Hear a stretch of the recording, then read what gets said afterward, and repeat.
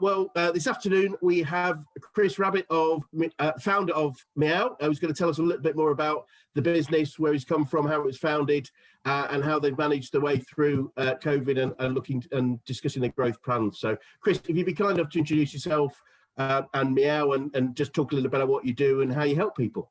Yeah, no problem. Thanks very much, Chris, and thanks for having me on today. It's a real pleasure. So. Yeah, good. Hello, everybody. My name is Chris Rabbitt. That is my real name, and a little nugget of info is that my dad is called Peter. So with those two combos, you'll never forget that name, and hopefully for all the right reasons. So yeah, so we started Meeow during this whole period of unpleasantness this year, and essentially what Meeow is a networking platform. We like to think of it as a bit more of a community first and a platform second. But essentially what we do is we give business owners the opportunity to network in a way that's as close as possible to a face-to-face meeting online. So I think where this came from, if you like, is when we entered into the whole lockdown situation this year. My business partner, Simon, and I have to give Simon credit for the idea because it was Simon's idea. Simon sort of saw the credit crunch all over again, saw 2008 and saw the devastation of his business that he'd seen the last time around.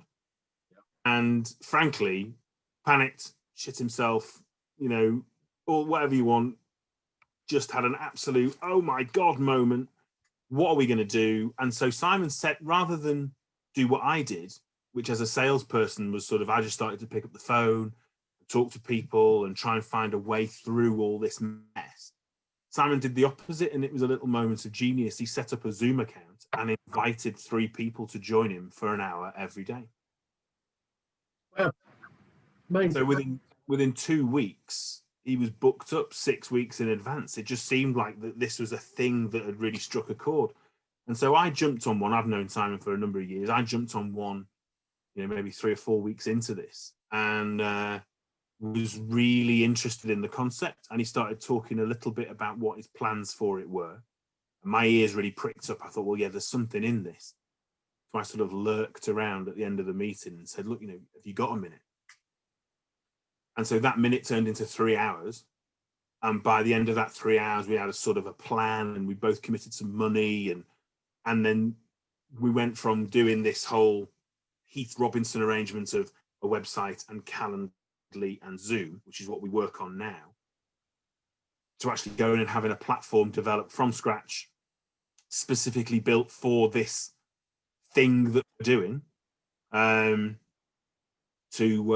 to generate and to deliver that sort of that networking experience. And so that's been going on for sort of 5 or 6 months now.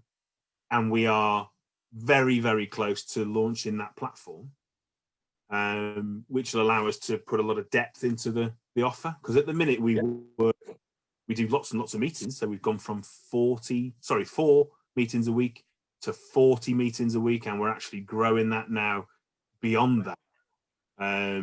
When we've expanded into the American market, so we've now got 1 host in America. We're just about to add another one. And it's grown out of all proportion. So we're actually, I think today, which is a great coincidence, today I think we're going live on Crowdcube with our crowd fundraise. So there's an opportunity for anybody to invest in Meeow. But really where we're up to with it is together in response to when we all went into lockdown. I think people who made a living from networking events, I don't think they could see past well, I have to keep this event running in exactly the same format as it was before because I rely on 70 lots of £5 notes coming through the door every week. And so what we saw was these huge big Zoom rooms with lines and lines and lines and lines of people all sitting there on mute, watching somebody. Yeah. And that's not networking. That's not making a connection. It's listening. Yeah. And there's a place for that. And I think lots of businesses or lots of networking events out there have still maintained what they do because people really need that outlet. But what we've put in place is a situation where you can actually have a conversation with people. So we restrict it to 4 in a room. There's never more than that. And it basically means you get the opportunity to have a proper conversation with 3 other people about whatever you want. You know, we see every range of conversation topic on Meow. So, you know, most of them are more business orientated. But there's some where we talk about everyone's favorite sandwich, or what's your top 5 dinner party guests. It's whatever you want to talk about, to be fair. And Wonderful. yeah, and for my money is, if you turn up at a networking event expecting to make a sale, you're generally going to go away disappointed. Yes. So your job is to bring your best self and try and make a connection with the people in the room. Yeah. Because if you're going to make a sale, you're not going to make it to the people in the room. You're going to make it to the people that they know. Yeah. And that's what we've been finding, is it's that opportunity to make a connection helps people get into other people's network, to be accepted into other people's sort of circle of trust, if you like. And we've had some phenomenal deals done in Meow. We've had a person who's actually started a business purely from the connections he's made on Meow. And I think he's going to run that business within Meow. Yeah. It's, you know, we've been humbled and amazed by the sort of response that we've had, and the buy-in we've had from people, because we've managed to create a host community, because at the moment we have physical people hosting our meetings for us. Yeah. And we've got 20 people who commit at least 2 hours a week to host Meows, purely because they love doing it. You know, we can't pay them, we don't pay them. They're just in it for the love of doing it. And we're extraordinarily grateful to them for the time and energy and genuine passion that they put into what they do for us. It's phenomenal. And so that's where it's all come from, really. And we're now reliant on this crowdfunding exercise to be able to market the platform into next year, and to grow the community that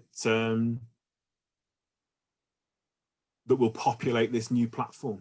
Because the exciting thing, I suppose, is once we get onto the platform, the only interaction you'll have in terms of booking is to go on, pick your time, and that's it.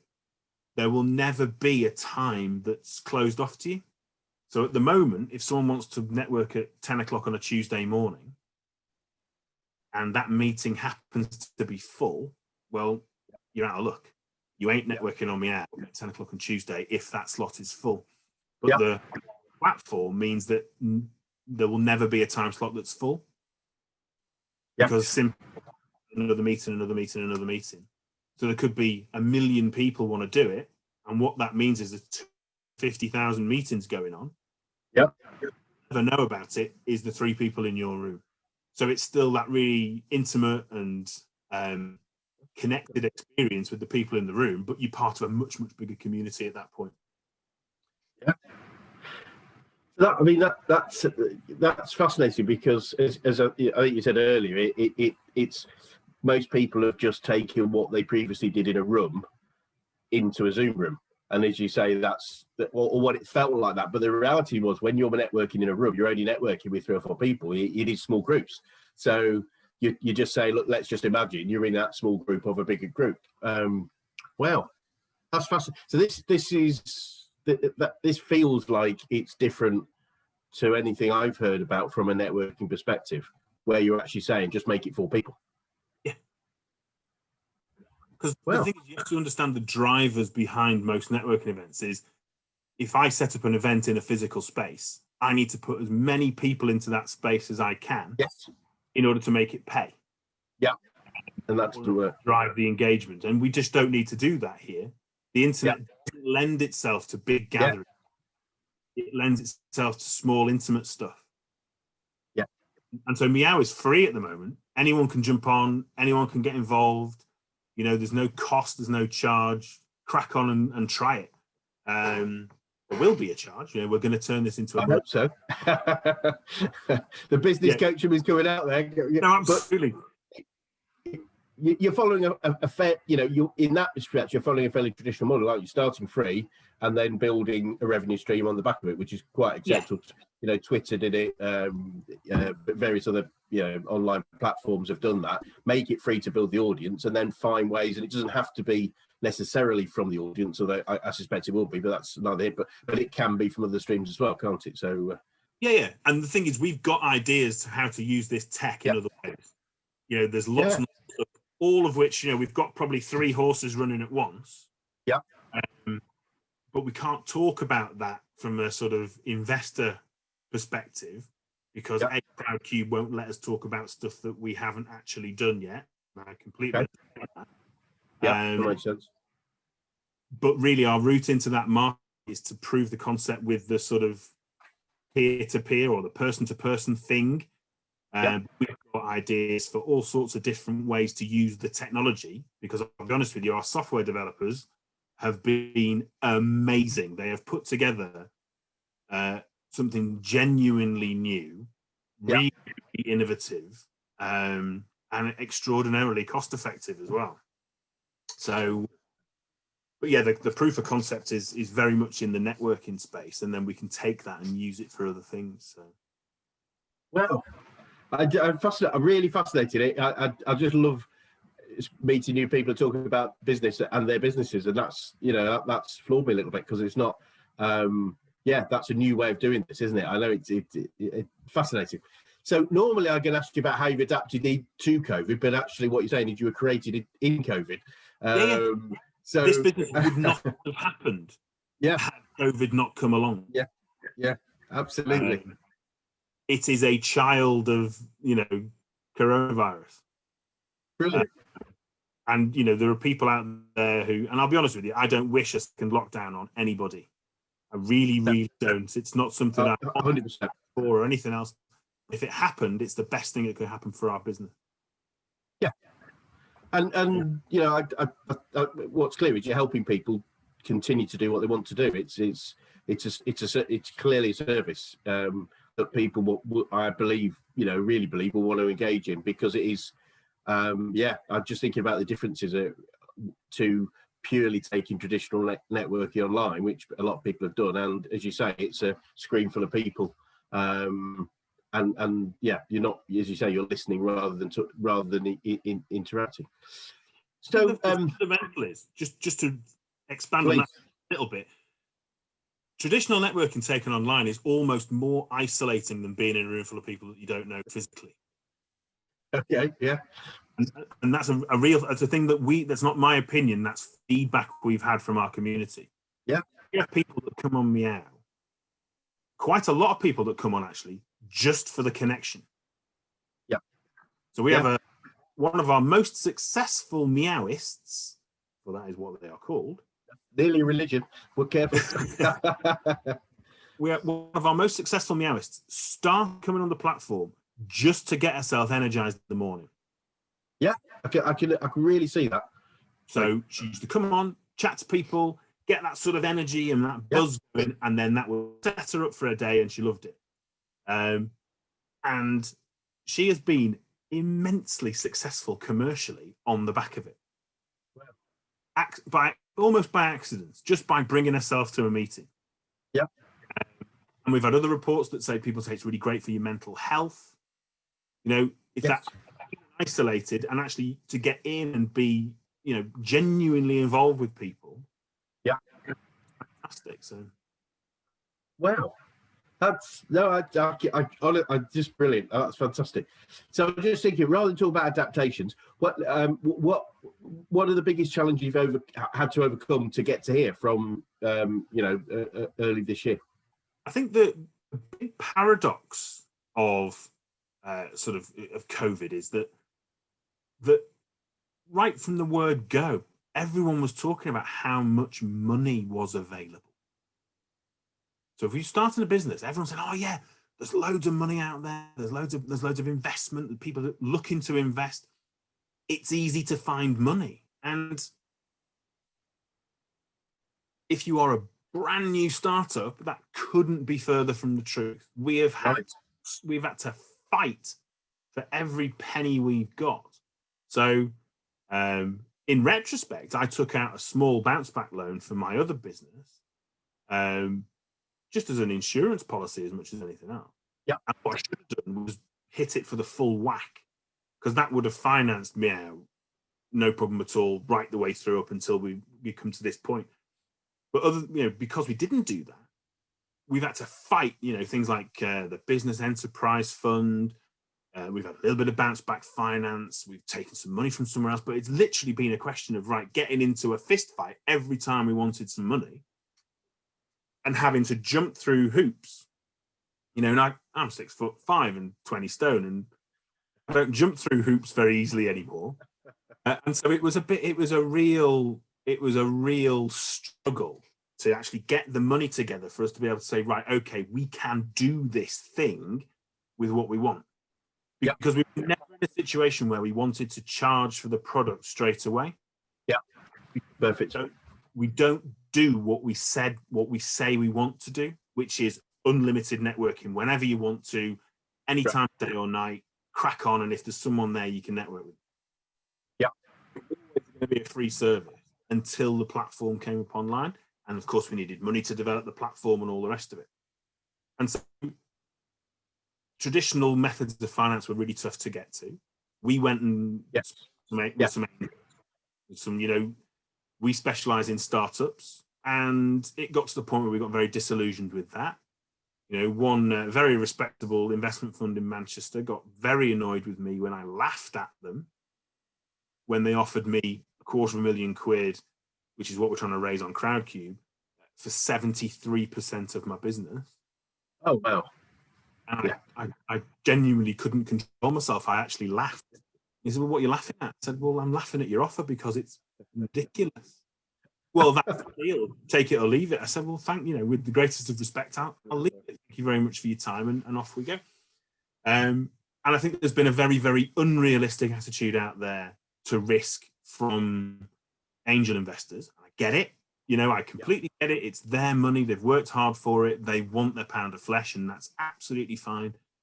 But it meant that avenue was almost closed to us at the point that we hit it. Now we're halfway. We're live on Crowdcube today, and I've now got people approaching me that we spoke to before to say, "Can we get involved?" And it's like, yeah, you can. There's the crowd fund. It's like, well, we don't want to invest under those terms. It's like, well, I don't know what to tell you now, because you were given the opportunity. You chose to, be a little bit unrealistic. And now this is the only game in town. So, if we fall short on our crowd fund to the level that we really want it to be, then maybe I'll go back to some of those guys and try and do a deal. But it's been a really interesting, and I'll be honest with you, I was as green as the grass as far as corporate finance was concerned before this.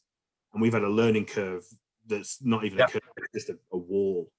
And we've had to grow up very quickly, I suppose, as far as that's concerned, and actually try and work out, where we are, how we value our business, even though it's pre-money, and it's a tricky one.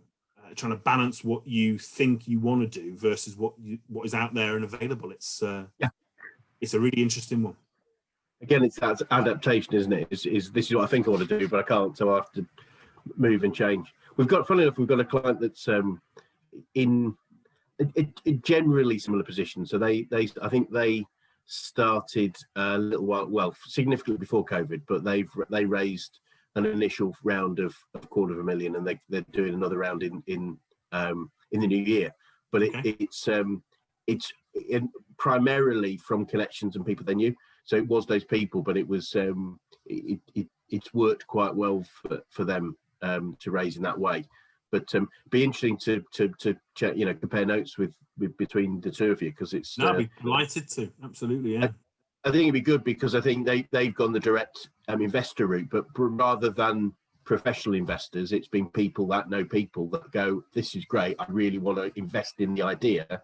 Therefore, they play to your rules, because it's like, I want to be part of it, rather than I've got money, come and ask me for it. And I think, yeah, absolutely. And that for me is the attraction of crowdfunding.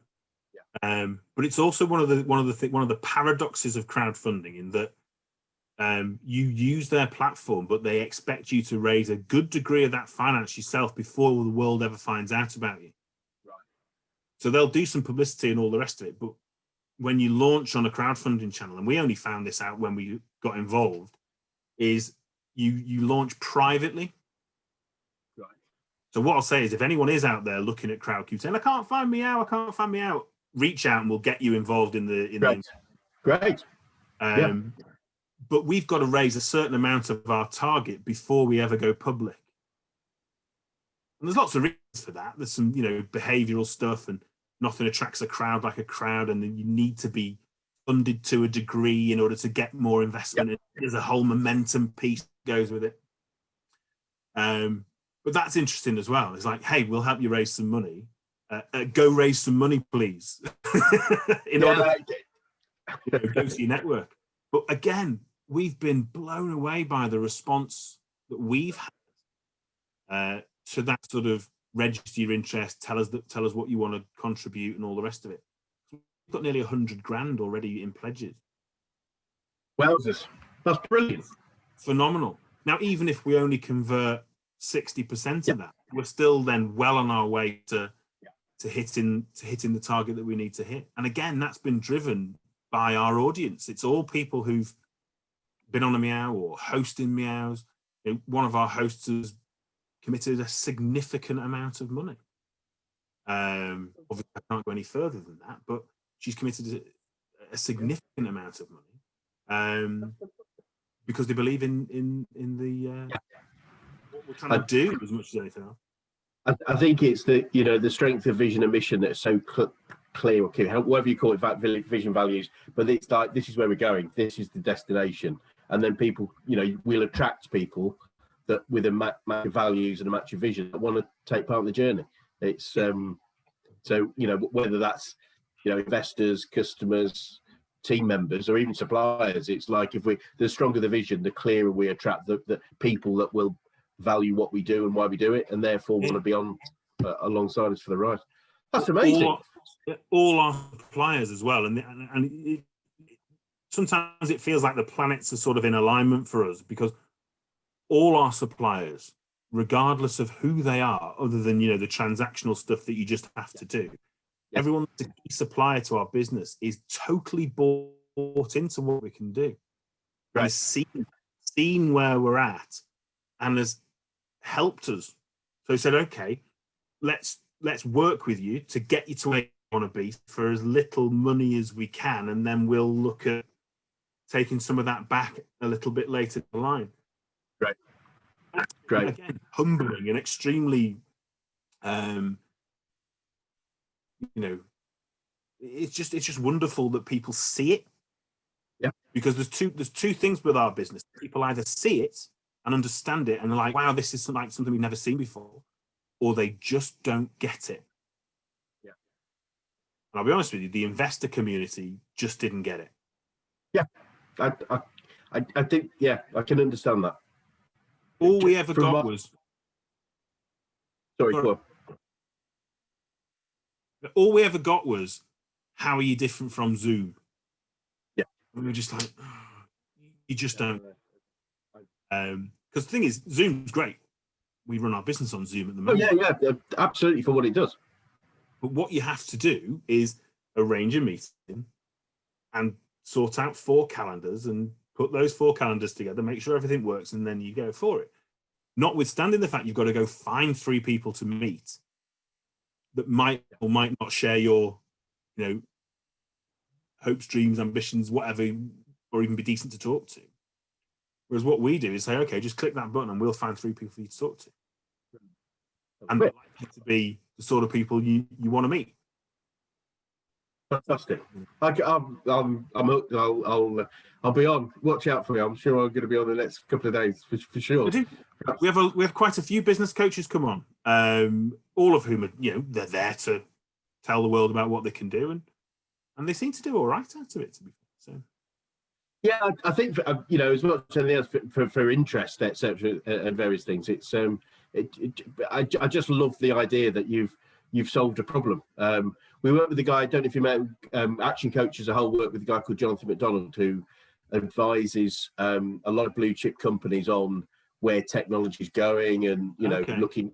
He's a fascinating guy. He's done a couple of presentations for us, and he talks about what mess are you fixing. So what are you really doing? So what are you really doing? If what's the real thing you do? And he will help somebody really find that. That's not or what mess are you fixing? And if you can find one or both of those, then you've got a real sweet spot. And as you say, just being something an alternative to something that exists isn't what this is about. For me, it's when he's great at sort of putting that into words, but it feels like you're actually helping people connect at a very fundamental level, which is part of networking. Yeah, it's wonderful. The thing is, the world's changed. The world has changed. Yes, without doubt. Like it or not. And I'll be the first to say, I want it to go back to the way it was before. Because I love being in a room full of people that I don't know. But I'm also well aware that I'm a freak. And that most people hate the idea of going and exposing in that way. And so the world's changed. And what it's done is it's given people permission to do this online. Yeah. And we think we've got a really good way of doing that. And that's it. So that's the bit that we're after is, don't worry about finding the people to meet. Don't worry about, travel into venues. Or don't worry if you've got a disability or you can't hear or whatever else. Just go on here, click a button, and find some interesting people for you to talk to. And the more you do that, the more lottery tickets you buy, or the more dice you throw, or the more of a good time you have, basically. Because as far as we're concerned, that's our only thing we can control, is the quality of your experience. So we can't promise that you'll get work. We can't promise that, you can meet your perfect customer. We can't promise any of that. All we can promise is we'll put you in a room with 3 people that you should have something in common with. Life's a mirror. We get what we deserve. So if you actively embrace something like this and participate in it, you're probably more likely to get benefit from it. And if you don't, you probably won't. And that's okay, isn't it? It's but it's fascinating. So what's the future look like? What are your longer term goals? Where are we going to be in 3 years, 5 years? Right. Well, there we go. For me, all the value in this business comes from the community. So our job, my job, is to build that community to be at a critical mass as soon as we can get there. So our goal for the whole working piece is to be able for someone, for Chris Ford to log into Meeow as a member, hit a button, and within 30 seconds be in a room full of 3 people and chatting. Yep. And the community needs to get to a size to be able to guarantee that. Got you. So we need, I think we did the maths, and I might be completely wrong. If there's someone out there that knows better, please, contradict me. We did the maths based on video game matchmaking, online video games. Okay. Yeah. Fortnite's data, because it's a similar length of experience and whatever else. We need 11,000 people online at any one time to guarantee 4 in a room within 30 seconds. Okay, great.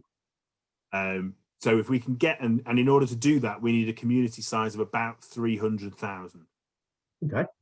So that's quite big. That's sort of a little bit further down the line.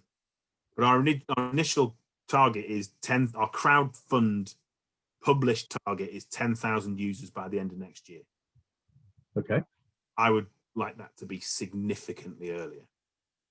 And then 30,000 by the end of 2022. And again, I'd like that significantly earlier.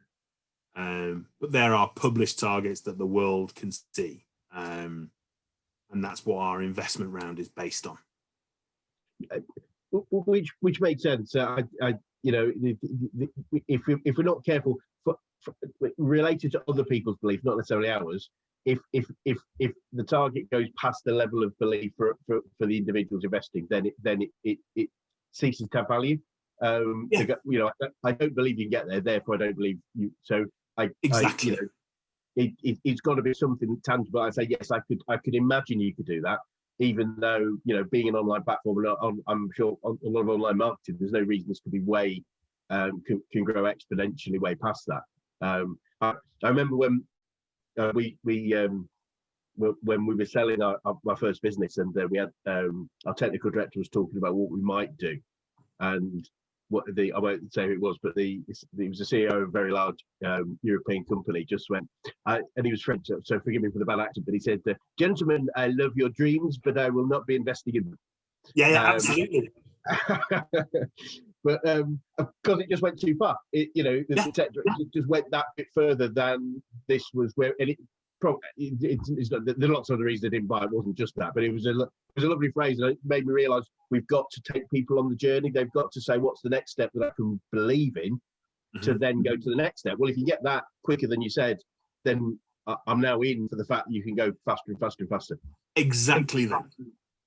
Brilliant. So, when you get involved with Crowdcube, there's sort of a, raise 1, raise 2, raise 3 if you want to go that far, if you decide that you're going to do that. And it's the advice that they give, and it's the advice I would give anybody from a sales perspective, is you always forecast under and over deliver if you can. That's exactly the thing. So if you go in at, our share price this time is £2.50 with a minimum investment of a tenner. So you go and sell at £2.50 this time. But when you come back to market, you say, okay, we decided that was our target. We've done 10 times that.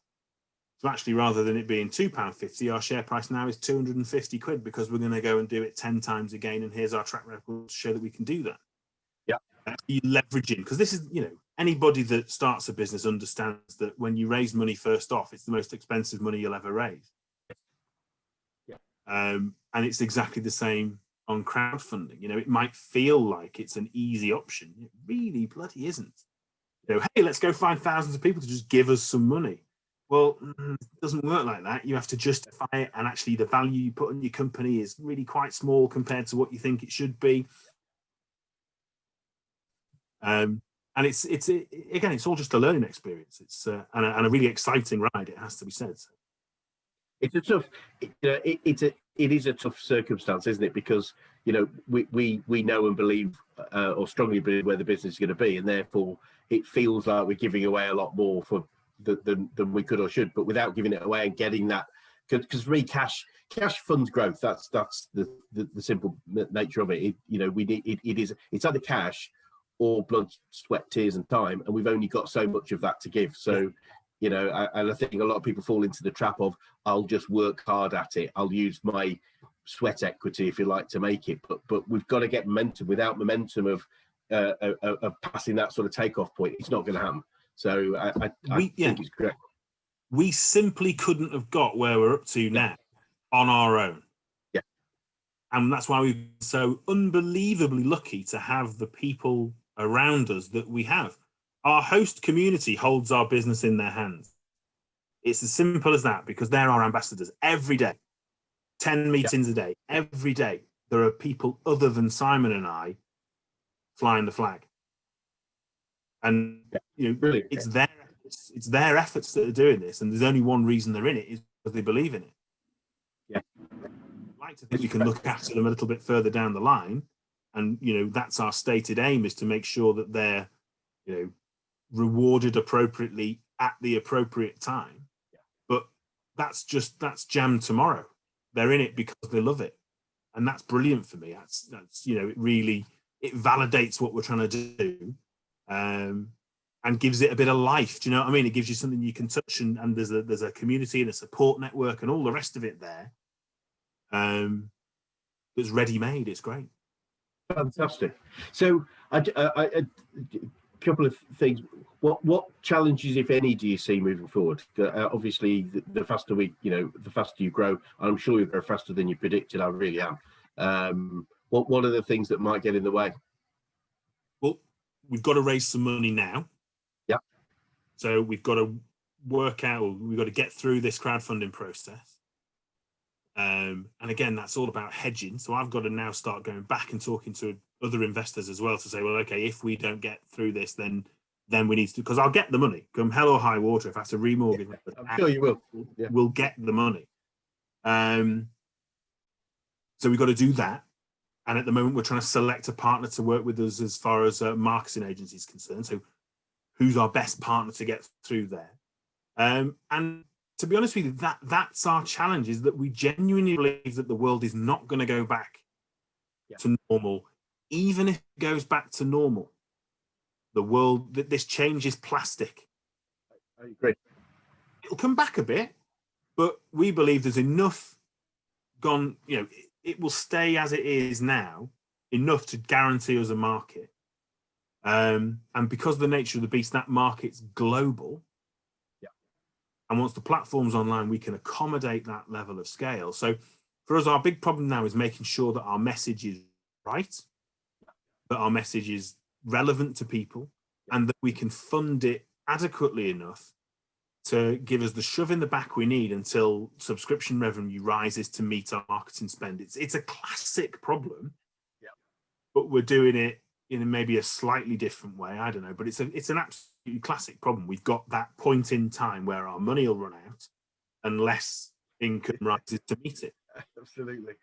Yeah, I could align with that one. It's classic. It doesn't make it any less easy, obviously, but it is classic. So I mean, this has been absolutely wonderful. Just sort of a final question. What would you say you've learned about yourself over this last sort of would be 6 months for you? The thing is, I've been self-employed for a long time, and so I understood the challenges that come with that. I'll be honest with you, my day-to-day business, I work as a portfolio sales director. So I help businesses get to market and do all the things that they need to do as far as that's concerned. I coach managing directors how to manage salespeople, all that stuff. That business vanished in COVID. So I was sitting with my thumb up my backside looking for something to do. And so I understand the challenges of working for yourself and motivating yourself and all the rest of it. But it's interesting, really, when my businesses, we have an IT business as well, but that's my brother's business that I help with. But I've been in a situation with young kids where I'm exchanging time for cash. It's not, my business wasn't really a business. It was a lifestyle. It was something that allowed me to do work that I enjoyed with businesses I wanted to work with. Thankfully, I always had plenty of work. But there was never anything bigger than me. There was no level of expectation other than that which you set for yourself. Whereas this is like, we know we've got a winner here. Right. And that brings with it an enormous amount of pressure to get it right. Yep. So case in point, I just did, and this is really dull, but it's really important. So I just did our HMRC submission for small enterprise investment scheme approval. Yeah. Basically, what that means is if you have a bet on Meow now in the crowdfund, you can claim 50% of your investment back against your tax bill next year. Yeah. So it's like free bets on Paddy Power. It's the engine that drives crowdfunding. Yeah. And we had to get it. Yes. So it wasn't me that I was doing it for. It was the business, which is bigger than me. Right. And so I'm just like, oh my word. It was the whole level of pressure and expectation, and the consequence of stuff is so much more, because you know that it'll work if you can do this, if you can do that, if you can get here, if we can just get here, we know that we can make a go of it. And it's that level of expectation that is the real killer. It's the thing that keeps you up at night. It's not worrying that it's going to go wrong. It's worrying that it won't get to the point where it can go right. It's just like, it's psychologically a whole different ball game, because it's based on positive stuff rather than fear. And so it's harder. Fear you can cope with. You can like, okay, I can manage this, I can manage that, I can manage that. And I can sort of make my fear go away because I know I've got these things under control. Whereas this, it's like, we know it's going to be great. We just have to get ourselves to the point where we're going to do that. And right now, we're in other people's hands to a degree. Yeah, that's terrifying. Because we have to now convince the world that we're worth backing. And so it's like, come and be as enthusiastic about this as we are. And I'll be honest with you, one thing that's made it really, really easy is, well, not really, really easy, that's the wrong thing, made it so much easier is Simon, my business partner, is a branding whiz kid. Yeah. You always get great feedback is that it looks like it's a bigger thing than it is. It looks like a proper thing. You don't go on it and you go, oh, this is a bit, this is a bit Heath Robinson, this is a bit amateur. Yeah. It looks right. Our tone of voice is pretty good. Our marketing stuff it's got a feel of a bit of quality to it. And that helps massively. But yeah, it's that it's the sort of, we know we can almost taste it, but it's just far enough away that we can't quite get it yet. And it's awful. And everyone around you, because they're supportive and all the rest of it, saying, we know you're going to be a real success. We know it's going to do it. And this is brilliant. And you're like, please stop telling me all this, because I see it there and I just can't touch it yet. And that for me has been the biggest challenge, is reining ourselves in to say, right, okay, we are where we are, take the next step, and then we'll take the next step. And we do enough of those and we'll get to that point we can see, and then it'll be great. And I suppose at that point, we'll just discover a whole nother load of challenges that we never expected in the first place. We'll go on and on and on until the point, hopefully, someone comes and taps us on the shoulder and says, hey, we'd like this. Yes. And we'll see, at that point, we'll see how we feel about that. But yeah, it's been... It's funny, Great Mel told me a long time ago, he said, the job of a business owner is to solve problems. So if you don't like problems, get out of business. Absolutely. And it's bang on. So you're absolutely right. We'll get to one level and go, great. And then what's next? It's like climbing mountains, isn't it? You get to it's a false peak. But ultimately there is a peak, as long as we recognize it as the win line. And far too many people don't have a win line, and therefore they keep striving past a point that they don't want to get off the hamster wheel, because it is a tough gig. Growing a business is simple, but it's not necessarily easy, but it is straightforward. But it's being able to take the blows, I think, and being able to take the blows and keep coming is really, really key. Well, look, one thing you have also, I've been absolutely delighted with you. I really thank you so much. One thing you've already dissipated, if it existed, was the ability, I'd suggest some people think online discussions, interviews, networking doesn't allow you to have the same connection, but I mean, I think your passion just comes straight out the vision, the screen. To be fair, you are talking to the biggest skeptic of online connection ever. I was all about face-to-face. You've got to meet people. It's, and I still believe that to a degree. But what I have been educated on, to the point where I am a complete convert and absolutely an evangelist, and it's not because it's my business, it's because I genuinely believe it, is that both Simon and I are totally committed networkers. All our business used to come from networking. Right. We believe genuinely that this is a better way to do it. Yeah, I can see that. Both. Yeah. Sorry. You can do more of it. You can choose when you do it. You can choose how often, and to a degree on Meeow, although the randomness will never be taken away, you can tweak it to say, okay, well, I just want to narrow my focus a little bit. You can do that a little bit. But what we found is the randomness works. Yeah. And, it's a better way to start those relationships, because you can cover more ground, you can start more relationships. If you choose then to go meet people, brilliant. But at the same time, you can do all that all over the world. And if that's brilliant. If it's not, fine, narrow yourself down a little bit. Yeah, I think part of the challenge of traditional networking, if you want to call it that, is there's an expectation.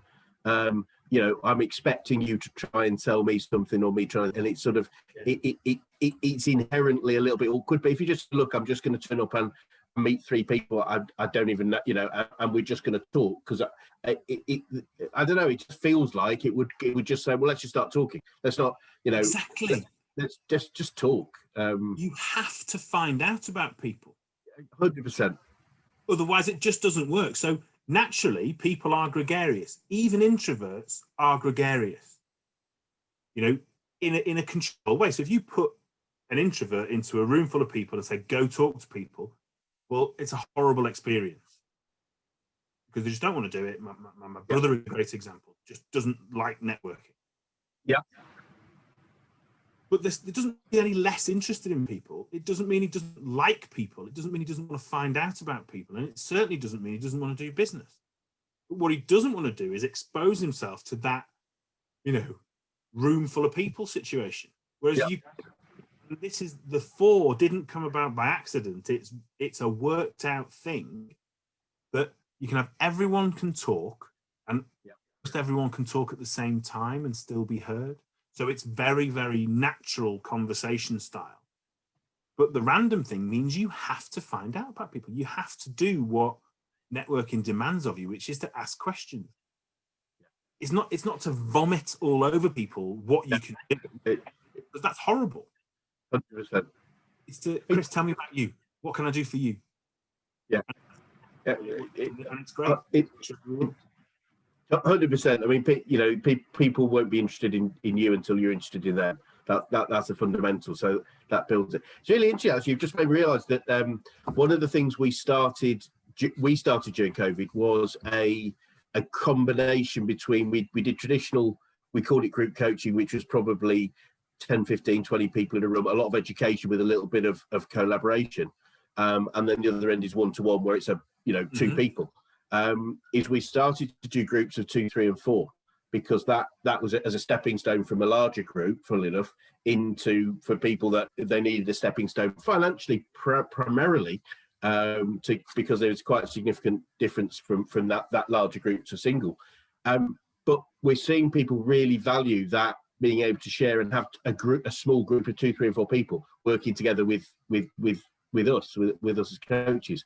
So it's quite interesting, because that really is taking off quite significantly. Again, it came out of probably more a need to have a product that matched the right investment level for a lot of people, but it really is working well. And I think there will be people that over time would financially be able to commit down to one-to-one, and some will, because they will, but some I think will just stay because they just like that little broader group of peers that they come and meet. So that's absolutely fascinating. Yeah, it's that intimacy and makes your job as a coach easier, because you get the opportunity to bounce. And if you're doing it properly, and this is from our host perspective as well, as a facilitator there, if the group dynamic is right, you hardly need to talk. You just need to direct. Yeah. The group will get its own energy and start to spark off each other. And that's when you can sit back and you go, this is just singing. It's fantastic. And that's our sort of that's our aim every time we put 4 people in a room, is to get that sort of energy in there. So fantastic. Well, as I say, the passion and the vision comes across in bucket loads. So I'm sure it will come across in the recording of this interview. So I want to thank you so much for taking the time, for sharing it, and for helping us uncover. It just feels like a whole new way of doing things. So I'm very excited. It'd be great for you to come back in maybe 6 to 12 months' time and just let us know how you're going on. It would be fantastic to follow the whole process, Chris. So thank you so much. Thank you so much for taking your time.